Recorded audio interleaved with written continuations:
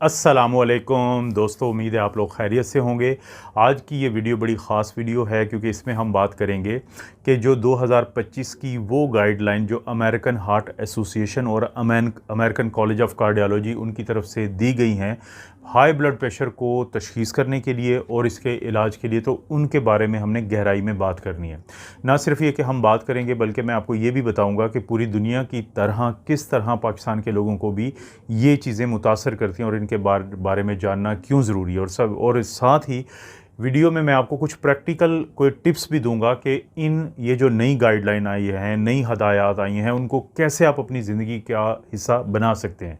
तो कोशिश करें, अगर मुमकिन है आपके लिए, तो इस वीडियो को बिल्कुल आखिर तक ज़रूर देखें। अब सवाल पैदा होता है कि हम लोगों को ये जो नई गाइडलाइन है क्यों ज़रूरी है इनके बारे में जानना। हम में से कुछ लोग ये कह सकते हैं कि हमें कोई ज़रूरत नहीं है, लेकिन ज़रूरत इस वजह से है, एक तो पूरी दुनिया की तरह पाकिस्तान में बहुत सारे लोगों को ब्लड प्रेशर का मसला है और बात सिर्फ ब्लड प्रेशर तक महदूद नहीं है। ब्लड प्रेशर को अगर आप प्रॉपरली कंट्रोल नहीं करते हैं तो ये आपको दिल के अटैक, फालिज के अटैक, गुर्दे की बीमारी और इसी तरह से जो भूलने की बीमारी जिसको हम डिमेंशिया कहते हैं, तो उसकी तरफ लेके जाता है। तो इसलिए ये ज़रूरी हो जाता है। और एक और वजह कि इन गाइडलाइन को समझना, 2025 की जो गाइडलाइन है उनको समझना इसलिए भी ज़रूरी है कि ये ज़्यादा आपको मजबूर करती हैं तवज्जो देने पे कि कैसे आपने प्रिवेंशन करनी है, कैसे आपने बचना है और कैसे जल्दी इलाज करना है। लेट इलाज नहीं करना, जल्दी इलाज करना है। और इसके साथ साथ इन गाइडलाइन में ख़ास तौर पे जो दिमागी सेहत को बचाने के ऊपर ख़ास तवज्जो दी गई है।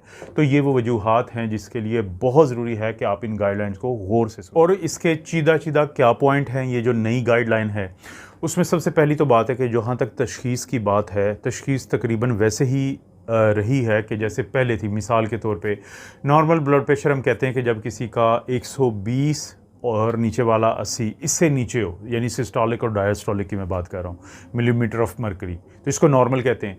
उसके बाद आता है elevated blood pressure. Elevated blood pressure कितना होगा कि जिसमें ऊपर वाला यानी सिस्टोलिक जो है 120 से लेके 129 मिलीमीटर ऑफ मरकरी तक हो और नीचे वाला यानी डायस्टोलिक 80 मिलीमीटर ऑफ मरकरी से नीचे हो। इसके बाद आती है स्टेज 1 हाइपरटेंशन। स्टेज 1 हाइपरटेंशन उसको हम कहेंगे कि जब आपका ऊपर का ब्लड प्रेशर 130 से लेके 139 मिलीमीटर ऑफ मरकरी तक है और नीचे वाला 80 से लेके 89 मिलीमीटर ऑफ मरकरी तक है। और स्टेज 2 हाइपरटेंशन उसे कहते हैं कि जब किसी का ब्लड प्रेशर 140 और नीचे वाला 90 इससे ज़्यादा हो।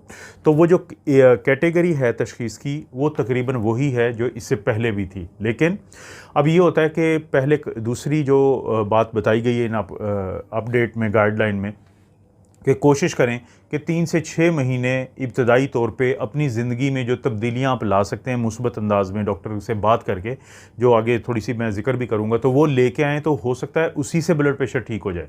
लेकिन अगर किसी का ब्लड प्रेशर 3 से 6 महीने में लाइफस्टाइल चेंजेस से ठीक नहीं होता तो डॉक्टर को कहा गया है इन गाइडलाइन में कि फिर उसके लिए ज़रूरी है कि वो दवाइयों पर ट्रांसफ़र करे या दवाइयाँ शुरू करे, मरीज़ को दवाइयों पर मुंतकिल कर दे। तो ये ज़रूरी है।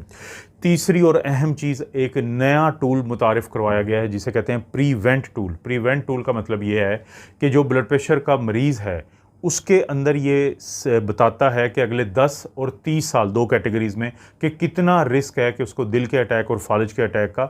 और इसमें शामिल किया जाता है ब्लड प्रेशर को, शुगर को, गुर्दे की क्या कंडीशन है या क्या काम करने की क्या हालत है, वज़न को, जेंडर को, एथनिसिटी को, तो ये, और इसी तरह से कोलेस्ट्रॉल के लेवल को, HDL के लेवल को, इन तमाम जो फैक्टर्स को शामिल करके फिर ये प्रीवेंट टूल से पता चलता है कि कितना ज़्यादा रिस्क है। इसके बाद बारी आती है कि इन गाइडलाइन के अंदर कहा गया कि आपका दिमाग जो है वो बहुत ज़्यादा असर लेता है हाई ब्लड प्रेशर का। पहली दफ़ा बताया गया है कि जो कॉग्निटिव डिक्लाइन, जो आपके सोचने समझने की सलाहियत है, वो मुतासर होती है अगर आपका ब्लड प्रेशर ज़्यादा रहता है। इसी तरह डिमेंशिया, जो भूलने की बीमारी है, वो ज़्यादा हो जाती है उन लोगों में जो ब्लड प्रेशर बड़ा रहता है और वो उसका ख्याल नहीं रखते। तो इसलिए अपने दिमाग की सेहत को बेहतर रखने के लिए ज़रूरी है कि आप जल्दी इलाज की तरफ जाएंगे डॉक्टर के मशवरे के साथ। इसके बाद बारी आती है कि जो हमल है, प्रेगनेंसी, उस पर भी बहुत ज़्यादा जोर दिया गया है कि हमल से पहले, हमल के दौरान और हमल के बाद ब्लड प्रेशर के ऊपर बहुत ज़्यादा नज़र रखी जाए, क्योंकि ब्लड प्रेशर मुतासर करता है माँ और बच्चे दोनों को। और एक सूरत हाल होती है जिसको हम कहते हैं प्री एक्लेम्सिया, कि उसकी तशख़ीस की जाए। प्री एक्लेम्सिया क्या होता है कि जो प्रेग्नेंट खातून है उसका ब्लड प्रेशर अगर ज़्यादा हो और यूरिन के अंदर, पेशाब के अंदर प्रोटीन आ रही हो और पाँव सूजना शुरू हो जाएं, तो एक सूरत हाल बनती है जिसको हम प्री एक्लेम्सिया कहते हैं, या और जो मुख्तलिफ आर्गन्स हैं अगर उनको नुकसान होना शुरू हो जाए तो इसको पहचानना ज़रूरी है। और सबसे आखिर में बच्चे की पैदाइश के बाद का जो पीरियड होता है जिसको पोस्टपार्टम पीरियड कहते हैं, उस दौरान भी ब्लड प्रेशर पर नज़र रखना बहुत ज़रूरी है। तो ये बताया गया है, इन गाइडलाइंस में कहा गया है कि वज़न के ऊपर कमेंट करते हुए कि अगर आप अपना सिर्फ 5% भी वज़न कम कर लेते हैं, अगर आपका वज़न बढ़ा हुआ है, तो आपका ब्लड प्रेशर बहुत जल्दी कंट्रोल में आ जाएगा। इसके बाद कहा गया है कि नमक का कम इस्तेमाल करें। आइडियल तो ये है कि आप 1500 मिलीग्राम एक दिन में, इससे कम सोडियम को कम इस्तेमाल करें, वरना 2300 मिलीग्राम पर डे से कम जो सोडियम है आपको इस्तेमाल करना चाहिए। और इसी तरह से जो अल्कोहल या शराब है उसके बारे में कहा गया है कि अच्छी बात तो ये है कि इसको हाथ भी ना लगाएं। लेकिन अगर आपका ताल्लुक़ किसी ऐसे कल्चर या माशरे से है जहाँ पे रूटीन में ये चीज़ पी जाती है, तो मर्दों को कहा गया है कि वो 2 ड्रिंक एक दिन में इससे ज़्यादा ना पिएं, और ख़वातीन को 1 ड्रिंक से ज़्यादा कहा गया है कि मत पिएं, क्योंकि वरना आपका ब्लड प्रेशर ख़राब होगा। लेकिन पाकिस्तान जैसे माशरों में तो वैसे ही ये मना है, तो आपको हाथ नहीं लगाना चाहिए। और सबसे आखिर में आपको बताया गया है कि आप जो होम मॉनिटरिंग होती है, कोशिश करें कि आपका जो ब्लड प्रेशर है वो आपका डॉक्टर उसमें शामिल हो, आपकी फैमिली शामिल हो, और एंडोक्राइनोलॉजिस्ट शामिल हो, प्राइमरी जो आपका जीपी है वो शामिल हो, और घर में जो मॉनिटरिंग आप करते हैं वो ज़्यादा उसको दर्जा दिया गया है कि होम मॉनिटरिंग ब्लड प्रेशर को बेहतर तरीके से इलाज में बहुत ज़्यादा मददगार है। तो ये जो गाइडलाइंस हैं ये 2025 की अमेरिकन हार्ट एसोसिएशन और अमेरिकन कॉलेज ऑफ कार्डियोलॉजी की तरफ से जारी करदा वो हदायत हैं कि जिनकी समझ आना हमें ज़रूरी है। अब सवाल पैदा होता है कि इन गाइडलाइन को सादा तरीके से हम अपनी ज़िंदगी में कैसे शामिल कर सकते हैं। सबसे पहले ये तो कोशिश करें कि घर के लिए एक अच्छा बीपी मॉनिटर आप ज़रूर यानी कि ख़रीदें।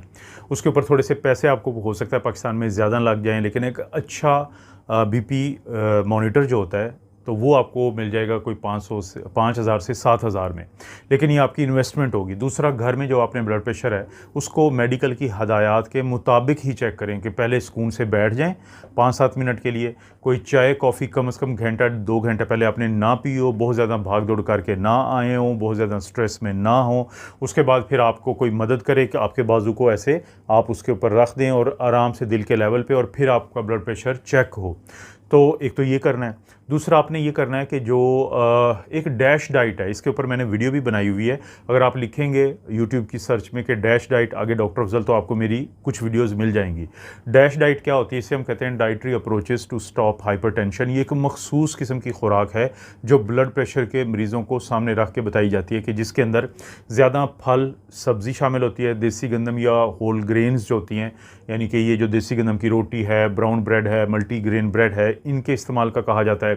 इसी तरह से साथ साथ लीन प्रोटीन वो होती है कि जैसे कोई चिकन ऐसा जिसके अंदर फ़ैट ना हो और गोश्त भी फ़ैट के बगैर हो, तो उसके इस्तेमाल का कहा जाता है। लो फैट डेयरी के दूध और दूध से बनी हुई वो चीज़ें जिसमें फ़ैट कम से कम हो, तो उनके इस्तेमाल का कहा जाता है। और डैश डाइट के बारे में ये एक अच्छी बात है कि आपका वज़न चाहे कम ना हो, लेकिन आपका ब्लड प्रेशर ज़रूर कम हो जाता है इससे। और दूसरा, फिर एक और तीसरा, बल्कि आपने ये काम करना है कि घर में जब खाने बनते हैं तो आप पता हो कि आप एक्स्ट्रा नमक नहीं डालते, कम से कम नमक वाला खाना आप खाएंगे। बाहर से जो भी पैकेट वाला खाना लाएं तो उस पर देखें कि कितना नमक है। और अगर आपको नमक के बगैर गुजारा नहीं है तो अपने डॉक्टर से बात करके पोटेशियम वाला जो नमक होता है उसको शामिल करवाएं, सोडियम वाला ना करवाएं, क्योंकि मसला सोडियम का है यहाँ पे। इसके बाद शराब की तो मैं आपको बता चुका हूँ कि ज़ाहिर है या आप नहीं पिएंगे, या अगर आप किसी कल्चर से ऐसे हैं तो वहाँ पर आपके ड्रिंक्स मर्द के 2 से ज़्यादा ना हो एक दिन में और औरत के 1 से ज़्यादा ना हो, तो ये कर सकते हैं। हर हफ्ते 75 मिनट से लेके 150 मिनट तक की आपने एक्सरसाइज ज़रूर करनी है। ये भी आपको ब्लड प्रेशर में कम करने में फ़ायदा देगी। अगर आपको स्ट्रेस बहुत ज़्यादा है, ज़हनी तनाव है, तो योगा करें, गहरी एक्सरसाइज, सांस की जो एक्सरसाइजेज होती हैं, या गहरे सांस लें, और इसी तरह से मेडिटेशन करें, कुछ भी करें लेकिन अपने स्ट्रेस को कम करें, ये भी ज़रूरी है। और सबसे आखिर में ये है कि जो आपने घर में चेक करते हैं अपना ब्लड प्रेशर, उसको किसी जगह पर लिखें, और जब भी डॉक्टर के पास आपने जाना है तो उसको लिखे हुए को लेके जाएं, ताकि डॉक्टर को मदद मिलेगी आपके ब्लड प्रेशर को नई गाइडलाइन के हिसाब से एडजस्ट करते हुए आपकी दवाइयों को, ताकि आपको इन गाइडलाइन का मुकम्मल और मैक्सिमल फ़ायदा ज़रूर हो। और सबसे आखिर में कि अगर ये अमेरिकन हार्ट एसोसिएशन या अमेरिकन कॉलेज ऑफ कार्डियोलॉजी की गाइडलाइन है, तो हम पाकिस्तानियों के लिए इसकी क्या अहमियत हो सकती है या हमें क्यों जानना चाहिए? देखें, 3 ऐसी वजूहात हैं कि अब बहुत ज़रूरी हो गया है कि पाकिस्तानी भी इन गाइडलाइन को ज़रूर समझें। पहली वजह अर्बनाइजेशन। अर्बनाइजेशन की वजह से यानी कि शहर जो हैं वो बड़े हो रहे हैं, गांव देहात जो हैं वो छोटे हो रहे हैं, तो वो तमाम हमारी आदतें बन रही हैं जो दुनिया के बड़े शहरों में होता है कि लोग एक तो खाने का स्टाइल उनका तब्दील हो रहा है। ज़्यादा अब हम ये फ़ास्ट फूड खाते हैं और साथ-साथ फिर बैठे रहने की आदत ज़्यादा हो गई है। तो एक तो अर्बनाइजेशन और इन खाने की और फ़िज़िकल एक्टिविटी की कम होने की वजह से ब्लड प्रेशर का मसला बहुत बढ़ रहा है पाकिस्तान में। दूसरा, फिर सिर्फ ब्लड प्रेशर का मसला नहीं बढ़ रहा बल्कि पूरी दुनिया में जैसे ब्लड प्रेशर बढ़ने से दिल के अटैक, फ़ालिज के अटैक, गुर्दों की बीमारी, आँखों की नज़र का मुतासर होना और याद रखने का मसला बनना यानी भूलने की बीमारी या डिमेंशिया का बढ़ना, तो इसी तरह हमारे पाकिस्तान में या और शहरों में भी ऐसे हो रहा है। तो ये 2 ऐसे फैक्टर्स हैं कि जिनके लिए ज़रूरी है कि आप तीसरे फैक्टर के ऊपर फिर एतबार करें। जैसे इन गाइडलाइंस में कोई ख़ास बात तो आपको ऐसी नहीं बताई गई कि जिसमें आपका पैसा लगेगा। ये बताया गया कि आपने क्या खाना है, क्या नहीं खाना, क्या आपने किस तरह से ब्लड प्रेशर को आपने चेक करना है और डॉक्टर के पास जाना है। यानी कुछ ऐसी हदायत दी गई हैं कि जो आपके लिए काबिल अमल हैं। तो ये 3 ऐसी वजूहात हैं कि चाहे वो अमेरिकन हार्ट एसोसिएशन की रिकमेंडेशन हो या अमेरिकन कॉलेज ऑफ कार्डियोलॉजी की रिकमेंडेशन हो, लेकिन अगर उनसे हमें फ़ायदा उठाया जा सकता है, हम उठा सकते हैं, तो हमें क्यों नहीं उठाना चाहिए।